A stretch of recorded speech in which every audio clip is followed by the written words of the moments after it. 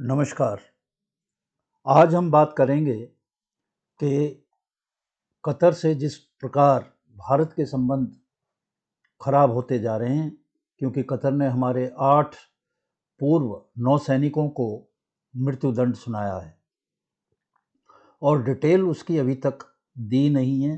किसी को पता नहीं है कि क्या जासूसी की और क्या इजराइल की उन्होंने मदद की और किस तरह से इटली की वो पनडुब्बी जिस पे वो ट्रेनिंग दे रहे थे, ऐसा क्या राज खोला कि जो इजराइल को पता नहीं है।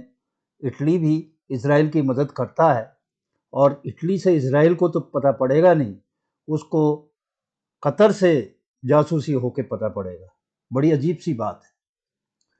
तो इस संबंध में आज हम बात करेंगे कि भारत की निर्भरता कतर के ऊपर 40% जो गैस है हम कतर से लेते हैं। कतर हमारा एक मुख्य सप्लायर है। अगर संबंध खराब हो जाए और कतर ये सप्लाई रोक दे तो भारत का क्या नुकसान होगा, भारत के ऊपर क्या प्रभाव पड़ेगा। क्या वो कतर इस गैस के खेल में भारत को दबा सकता है, ये बात देखने की है। 40% अभी हम जो हमारी जो टोटल गैस है उसका कतर से लेते हैं। अब सवाल ये उठता है कि क्या कोई और रास्ता है भारत के पास।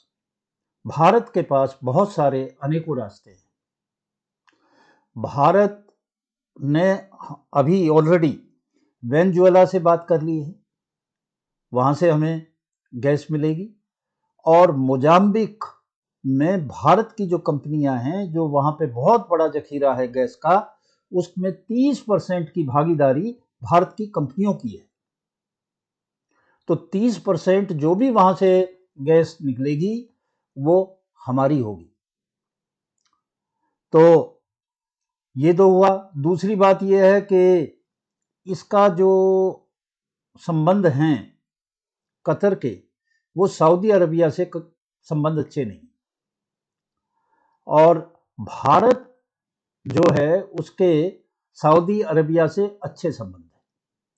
तो भारत इस गैस को सऊदी अरबिया से भी ले लेगा, वो भी सप्लायर है। तो भारत का कुल मिला के ये कुछ बिगाड़ नहीं सकता। एक कतर का एक टेलीविजन है अल जजीरा। ये जो अल जजीरा है ये पूरे संसार में बेसिर पर की बात करता है, जिसको बहुत लोगों ने नोटिस किया है, बहुत देशों ने नोटिस किया है। इस अल जजीरे को और की तो बात छोड़ो, पाकिस्तान ने भी बैन कर रखा है। तो ये क्या ये बातें फैलाएगा, ये भारत का कुछ बिगाड़ पाएगा? बिल्कुल नहीं बिगाड़ सकता। बल्कि भारत का अगर आप इतिहास देखें, हमारा इतिहास देखें, तो भारत ने कतर की उस वक्त मदद की जब ये गंभीर संकट में था। इसके पास खाने को अनाज नहीं था, अनाज कोई दे नहीं रहा था। कोरोना के बाद में भारत ने इसको अनाज दिया। और आज भी भारत विश्व का सबसे बड़ा जेनरिक जो दवाइयां हैं उनका सप्लायर है पूरे वर्ल्ड का। और जिस रेट पे, जिस मूल्य पे भारत दवाई दे सकता है किसी भी देश को, उस मूल्य पे कोई नहीं दे सकता। आज भी हम कतर को बहुत बड़ा हिस्सा दवाइयों का भारत से जाता है। भारत इन दवाइयों को रोक सकता है, उसका क्या हाल होगा? कतर में 7 लाख भारतवासी बैठे हुए हैं और वो कोई छोटी मोटी चीजों पे नहीं बैठे हुए। वो लोग बैठे हुए हैं ठीक ठाक जगह। वो डॉक्टर हैं, इंजीनियर हैं और दूसरे बड़ी बड़ी जगह पे हैं। सारा कंट्रोल उन लोगों ने किया हुआ है, कंट्रोल उन लोगों ने किया हुआ है। तो उसको भी जो है इसको ध्यान रखना पड़ेगा कि इतना आसान नहीं है। अभी हुआ क्या कि कतर एयरलाइंस ने 8 बिलियन डॉलर्स की जीएसटी की चोरी की है भारत की।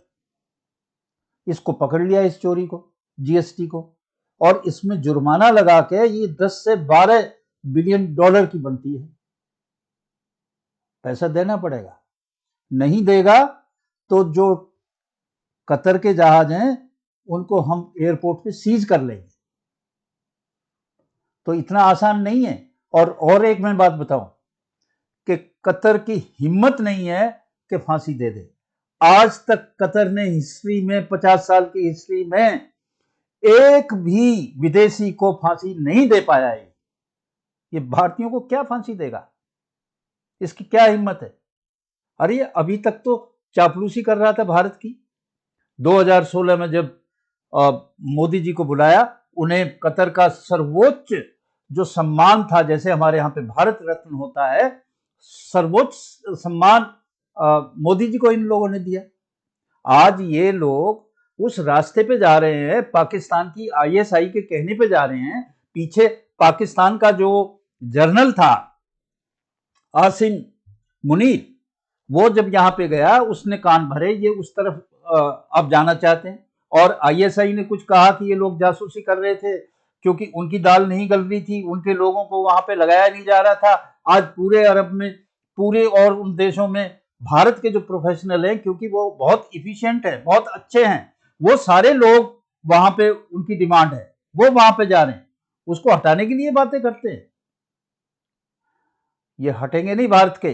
भारत को बहुत जगह है, भारत को हर जगह डिमांड है। कनाडा का देखा क्या हाल हुआ। आज कनाडा जो है वो, उसके पास स्टूडेंट नहीं है, उसका घाटा हो चुका है, जिससे उनकी बड़ी भारी इनकम थी। और कनाडा ने किस तरह से मुंह की खाई, ये देखने की बात है। तो कुल मिला के देखा जाए तो ये कुछ करने को इनका बस का नहीं है। ये तो बहुत इजी टारगेट है भारत को। भारत के लिए कतर को कंट्रोल करना, कतर का ये करना, ये कोई बड़ी बात नहीं है। अभी तक तो केवल हमारे विदेश मंत्री ने ये कहा कि भाई अभी डिटेल दे दो उस फैसले की, हम फैसला तो देखें कि क्या फैसला किया है, किन तथ्यों पे किया है, किन आधारों पे किया है, वो हमें बताएं। हम फिर उस पे आगे कार्रवाई करेंगे। और कतर के तो आसपास उसके दुश्मनी बहुत है, मुसलमान देश ही उसके दुश्मन है। क्या करेगा कतर? कतर आज दुनिया भर के जो आतंकवादी हैं, जो हमास है, उसका हेडक्वार्टर कतर में। जो हिजबुल्ला है लेबनान का, वो वहां पे बैठा हुआ है। उसने अभी जो हुती है वो वहां पे बैठे हुए। उन सबको बैठा के सबका ठेका ले रखा है कि मैं पूरे संसार में जो है साहब ये आतंकवाद फैलाऊंगा और मैं बड़ा मोहम्मदन वर्ल्ड का जो है एक बड़ा नेता बन जाऊंगा। ये कभी हो सकता है? और लोग बैठे अभी तो, और आप ये करेंगे तो फिर आपको, आपके अगेंस्ट सैंक्शन करते हुए, ब्लैक लिस्ट करते हुए कितना समय लगेगा? और क्या सोच रहे हो आप? आपके पास है क्या? कितना तेल है, कितने ये है? 8 या 10 साल के लिए। और अब तो जिस तरह से इन्वेंशन हुई है, इलेक्ट्रिक व्हीकल आ गए हैं, सोलर एनर्जी है, सौर ऊर्जा है, हाइड्रोजन है और विंड एनर्जी है, और बड़ी तेजी से बढ़ती जा रही है। तो आपकी तो डिमांड वैसी घटती जाएगी। भारत ने तो ऑलरेडी कह दिया कि हम कतर से जो है हमारी चाहे कितनी भी डिमांड हो, हम नहीं लेंगे अब कतर से और फालतू। इतना देगा ठीक है, वो बंद तो करे, हिम्मत है तो बंद करके दिखाए। भारत के पास बहुत विकल्प हैं और उन विकल्प के आधार पे हम आगे काम करेंगे। भारत बिल्कुल इसके दबाव में नहीं आएगा और कोई स्थिति नहीं है। भारत सरकार ने ऑलरेडी काम करना शुरू कर दिया है और हम इसको अच्छी तरह से टैकल करेंगे, इस विवाद को। और हमारे ये 8 व्यक्ति, हमारे ये 8 बेहतरीन अफसरान जो रिटायरमेंट के बाद वहां पे सर्विस दे रहे थे, वो छुट के आएंगे। आज के लिए बस इतना ही। धन्यवाद।